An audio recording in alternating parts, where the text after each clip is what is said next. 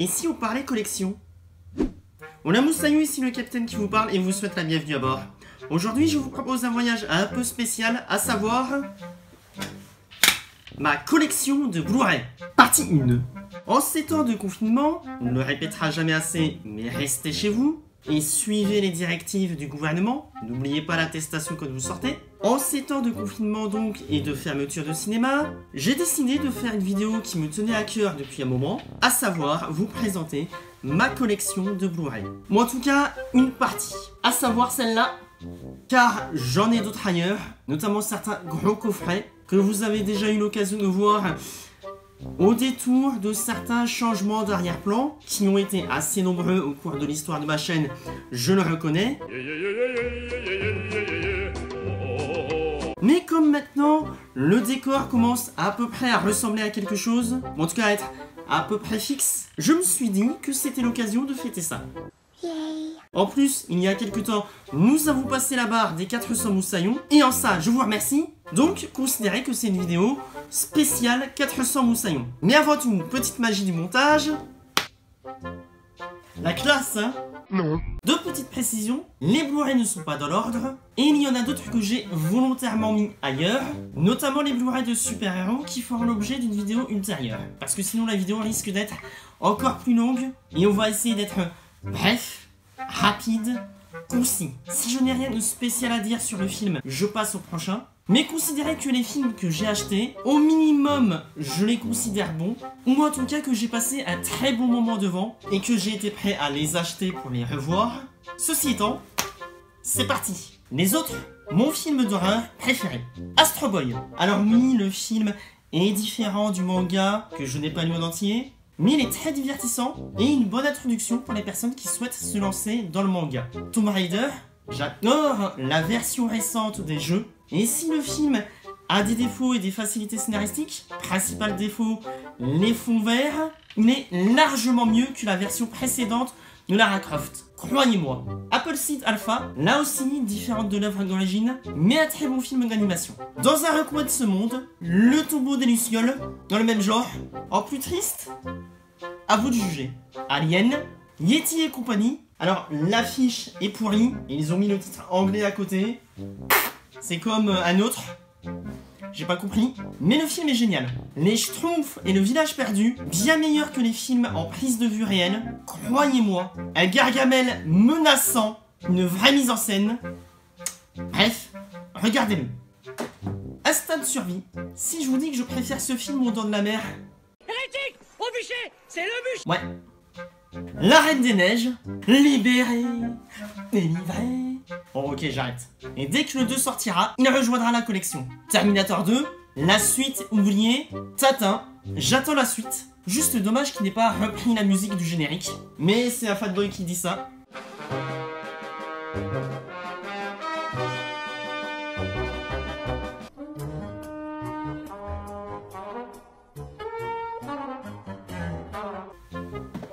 Dofus, une des meilleures adaptations de jeux vidéo qui soit. Bon après, je n'ai pas vraiment joué au jeu, mais c'est surtout un excellent film d'animation. J'attends la suite aussi. Et en soi, c'est déjà bien meilleur que d'autres films du genre. Et vous n'avez pas besoin de jouer au jeu ou d'avoir vu la série pour apprécier le film. Regardez Wakfu, cela dit aussi. Très bien. Le Lorax. Alors malgré une campagne de pub discutable, j'aime beaucoup ce film. Le Gage-Plieur. Bon par contre, regardez-le en anglais. How bad can I be? I'm just doing what comes naturally. C'est mal, mais tant pis. Est-ce ma faute si je suis comme je suis? C'est un plus. 2010, l'année du premier contact. Je l'avoue, je préfère la suite au premier, mais je l'adore aussi. Et elle est quelque part après. Rassurez-vous. Phénomène. Tout le monde cite Contagion. Ce film est pas mal non plus aussi, surtout en ces temps. Réalisateur trop sous-estimé à mon goût. Bref, regardez-le. Stargate, même si j'ai une préférence pour la série, que j'ai découvert avant le film, Jack O'Neill est meilleur que la série, mais le film est pas mal non plus. Il y a une version longue qui rajoute rien, mais bon, elle existe. Les Tortues Ninja, alors même si le film en prise de vue réelle des années 90 reste mon préféré de la licence, celui-là est pas mal non plus. Et en soi, il peut être considéré comme une suite spirituelle du premier film. Dommage qu'il n'ait pas eu le succès escompté, parce qu'il y a de très bonnes scènes, surtout des scènes d'action. Perfect Blue, je tiens à remercier l'ermite moderne, qui dans une de ses vidéos en a parlé, et m'a donné envie de voir ce film. Allez voir sa chaîne, c'est du bon. Le Parc des Merveilles, un de mes feel good movies préférés de l'année dernière, qui n'aurait pu être dans mon top, mais il y en a eu d'autres depuis. Allez-y. Ne vous fiez pas à la jaquette, ni à la bande-annonce, juste regardez-le. Summer Wars, très bien aussi, notamment par les gens qui avaient produit un des films d'animation Digimon, très bien. Cigogne et compagnie, il me semble qu'il est sur Netflix en ce moment. La Momie, meilleure que la version avec Tom Cruise, et même si les suites, celui-là reste plaisant à regarder, encore aujourd'hui. La traversée du temps, un must pour les gens qui aiment les voyages dans le temps. Ne cherchez pas trop par contre la logique ou la cohérence, hein. Pas ici. Princess Mononoke, mon préféré de Ghibli. Et en plus, ils sont tous sur Netflix. En tout cas, la majorité. Foncez. La Tortue Rouge. Alors oui, c'est une édition anglaise, parce qu'il n'y en avait pas en France. Mais en même temps, c'est un film muet. Donc bon, regardez-le. Godzilla, des années 90. Beaucoup lui crachent dessus. Moi, j'adore. Et pas en tant que nanar. Mais un jour, on en reparlera. Gravity. D'ailleurs, je ne l'ai pas revu depuis son achat. Ça peut être l'occasion en ce moment. Hook. La revanche du Capitaine Crochet, film génial, un de mes préférés de l'acteur principal, et qui est sur Netflix. Le livre de la jungle, j'ai beaucoup craché sur Disney dans mes vidéos, surtout les remakes live action, mais celui-là, je l'adore. Comme quoi, quand Disney fait bien les choses, je le dis. Souvenir de Marnie, Le nom de la rose, un classique aussi, Shutter Island. Léo aurait mérité un Oscar pour celui-là, mais bon, vous savez ce que c'est, les Oscars. Shining, ou The Shining, un classique aussi. Alors peut-être par contre, évitez de le regarder en ce moment. Mais après, ouais. Zootopie, pas le meilleur des Disney, mais un très bon aussi. Nicky Larson et le parfum de Cupidon. Je vous ai déjà dit que j'aimais Nicky Larson ou pas? Voilà, un film français récent à voir. Oubliez les autres. Le cinquième élément, un classique aussi. Pas mon préféré du réalisateur, mais excellent aussi. Je vous avais parlé de sa suite, voilà le premier, 2000 l'Odyssée de l'espace. Alors aujourd'hui, il peut être un peu long à regarder, je le conçois, mais je l'aime quand même. Et regardez la vidéo de Durandal sur le sujet. Même si je ne suis pas d'accord avec ce qu'il dit dans sa vidéo, je comprends parfaitement les arguments, et je valide. Voyage au centre de la Terre, pas de version française en Blu-ray, mais on peut la trouver facilement, si on sait où chercher. Bien meilleur que les remakes qu'on a eu, et bien plus proche des livres aussi, pour une fois. Terminator, premier du nom, un classique. Je vous avais dit que l'ordre 1, oubliez, le jour le plus long. Pardon. Un de mes films de guerre préférés. Oubliez 1917, regardez celui-là. Inception, un classique des années 2010. La Corde, si vous cherchez du Hitchcock, il est très bien. Un de mes films policiers préférés. Les 4... Qu'est-ce qu'il fait? Voilà, vous voyez, lui, normalement, il devrait être dans le rayon des super-héros. Je profite de cette vidéo pour réparer cette erreur, et je le retire de la liste de derrière.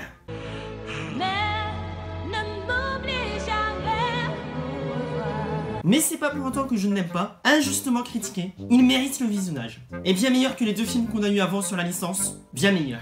Jeanne d'Arc, voilà, mon préféré de Luc Besson, c'est lui. J'adore aussi Anna, que je n'ai pas encore eu l'occasion d'acheter en Blu-ray, mais lorsque ce sera fait, il sera derrière aussi. Ça tombe bien, il y a une place qui vient de se vider. Your Name, cette année on a eu droit aux Enfants du Temps, très bon film aussi, par le même réalisateur, qui pour le moment est dans mon top 5 des films de cette année, et je vous conseille ces deux films quand vous en aurez l'occasion. Le Voyage de Chihiro, mon deuxième film Ghibli préféré, à voir aussi sur Netflix. Revanche, un film qui n'a pas beaucoup fait parler de lui mais qui mérite d'être vu au moins une fois. Je crois pas qu'il soit sur Netflix lui par contre. Le Masque de Zorro, une excellente adaptation. Bon alors il n'y a pas le Sergent Garcias, mais il y a bien mieux comme ennemi et bien plus intéressant. Et puis il y a juste Anthony Hopkins là-dedans. Bon alors celui-là, le titre est aussi pourri que le film est bien. Épique, la bataille du royaume secret. Mais regardez-le quand même. Ernest et Célestine, un film d'animation français à voir. Lauréat César 2013. Pour une fois, je suis d'accord. À voir après ce qu'il y a eu le reste de cette année-là. Fenêtre sur cour, encore un autre film Hitchcock, que j'adore aussi. Ce que j'aime bien avec lui, c'est que, pour les quelques films que j'ai vus de ce réalisateur, c'est qu'ils sont intemporels. À part les vêtements et la technologie, mais ils ne se contentent pas de références à la pop culture du moment. On peut le voir aussi bien dans les années 60 qu'aujourd'hui. Bref, À voir. Chasseur de dragons, bien aussi. Jurassic Park, Jurassic World. Avec le recul, le 2 par contre est tout pourri. Le monde perdu, sympathique. Et le 3, plaisir coupable. Mais celui-là, un classique. Les enfants de la mer. S'il y avait bien un film d'animation à mettre dans les Oscars de l'année dernière, lui, ok, je veux bien que vous n'aimiez pas Promare. Mais lui, à voir quand vous en aurez l'occasion. Calme, c'est censé être une vidéo détente. On est reparti. Jumanji, il me faisait flipper quand j'étais gamin. Par contre, les suites... On avait dit quoi sur le moment détente juste avant? Ouais, on va pas en parler. Mais lui, un chef-d'œuvre. Sucker Punch, je l'adore. Malgré le fait que certains le considèrent comme un nanar, moi je l'adore. Beetlejuice, bon, il a un peu vieilli, et si vous ne connaissez que la série animée, vous allez être surpris, mais il mérite le coup d'œil au moins une fois. Toy Story 3, bon, je préfère être honnête, il n'y a pas le 4 dans ma liste, mais il y a les 2 premiers, quelque part. Minnie l'ourson, oui, je sais, il y a des choses stupides là-dedans, mais c'est un de mes plus vieux souvenirs d'enfance, et j'aime bien les passages dans Kingdom Hearts, et je m'écoute de temps en temps la musique, voilà. Tout en haut du monde, il n'y a pas eu beaucoup de succès, mais il mérite le coup d'œil. Le style graphique, ça passe ou ça casse, moi c'est passé, je valide. Monstre contre Alien, j'adore ce film. Bon, il y a quelques passages un peu gaguesques, inévitables je suppose, mais j'adore les thématiques, et j'adore le développement du personnage principal. Donc si vous en avez l'occasion, allez-y. Ah, jamais utilisé. Et enfin le dernier de la liste du bas, le voyage d'Arlo. Ouais, avec le recul, pas si ouf que ça, mais les décors sont sublimes, et l'idée est intéressante. Bon, on est pas mal pour une première vidéo, hein. On fait la suite dans la partie 2?